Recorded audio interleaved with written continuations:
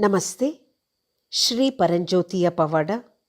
ನಾನು ಕೇರಳದ ಒಟ್ಟಪ್ಪಾಲಂನ ಶಾರಿಕಾ ಸಚಿತ್. ನನ್ನ ಭಾವನವರು ಯಕೃತ್ತಿನ ಸಮಸ್ಯೆಯಿಂದ ತುಂಬ ಗಂಭೀರ ಸ್ಥಿತಿಯಲ್ಲಿ ಆಸ್ಪತ್ರೆಗೆ ದಾಖಲಾಗಿದ್ದರು. ಅವರು ಮದ್ಯವ್ಯಸನಿಯಾಗಿದ್ದರು. ವ್ಯಸನ ಮುಕ್ತರಾಗಲು ಔಷಧಿಗಳನ್ನು ತೆಗೆದುಕೊಳ್ಳಲು ಪ್ರಾರಂಭಿಸಿದರು. ಈ ಔಷಧಿಗಳು ಕೆಲವು ರೀತಿಯ ಅಡ್ಡ ಪರಿಣಾಮವನ್ನು ಹೊಂದಿದ್ದವು. ಅವರ ಮೆದುಳಿನ ಮೇಲೆ ಕೂಡ ಅದು ಪರಿಣಾಮ ಬೀರಿತು. ಹೀಗಾಗಿ ಅವರ ಸ್ಥಿತಿ ಅತ್ಯಂತ ಚಿಂತಾಜನಕವಾಗಿತ್ತು. ಅವರು ಸುಮಾರು 1 ತಿಂಗಳ ಕಾಲ ವೆಂಟಿಲೇಟರ್ನಲ್ಲಿದ್ದರು.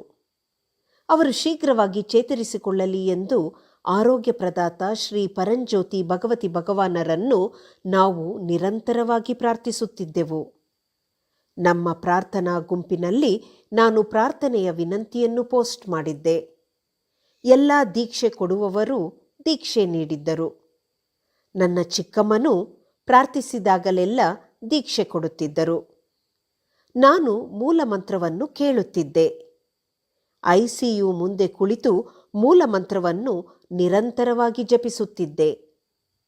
ನಿರಂತರ ಪ್ರಾರ್ಥನೆ ಮತ್ತು ದೀಕ್ಷೆಯೊಂದಿಗೆ ಶ್ರೀ ಪರಂಜ್ಯೋತಿ ಭಗವತಿ ಭಗವಾನರು ನನ್ನ ಭಾವನವರನ್ನು ಆಶೀರ್ವದಿಸಿದರು.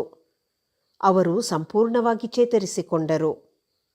ಅವರ ಜೀವನವನ್ನು ಉಳಿಸಿದ್ದಕ್ಕಾಗಿ ಮತ್ತು ಅವರ ಕುಡಿತದ ವ್ಯಸನವನ್ನು ಬಿಡಿಸಿರುವುದಕ್ಕಾಗಿ ನನ್ನ ಪ್ರೀತಿಯ ಶ್ರೀ ಪರಂಜ್ಯೋತಿ ಭಗವತಿ ಭಗವಾನರಿಗೆ ನಾನು ಎಂದೆಂದಿಗೂ ಕೃತಜ್ಞಳಾಗಿದ್ದೇನೆ. ಅವರ ತ್ವರಿತ ಚೇತರಿಕೆಗೆ ನಿಮಗೆ ಧನ್ಯವಾದಗಳು. ನನ್ನ ಪ್ರೀತಿಯ ಅಪ್ಪ ಅಮ್ಮ, ನಿಮ್ಮನ್ನು ಅಪಾರವಾಗಿ ಪ್ರೀತಿಸುತ್ತೇನೆ. ಎಂದೆಂದಿಗೂ ನಿಮ್ಮ ಪಾದಕಮಲಗಳ ಬಳಿ ಇರಲು ಬಯಸುತ್ತೇನೆ. ಶ್ರೀ ಪರಂಜ್ಯೋತಿ ಭಗವತಿ ಭಗವಾನ್, ನಿಮ್ಮ ಅಪಾರವಾದ ಆಶೀರ್ವಾದಕ್ಕಾಗಿ ಧನ್ಯವಾದಗಳು.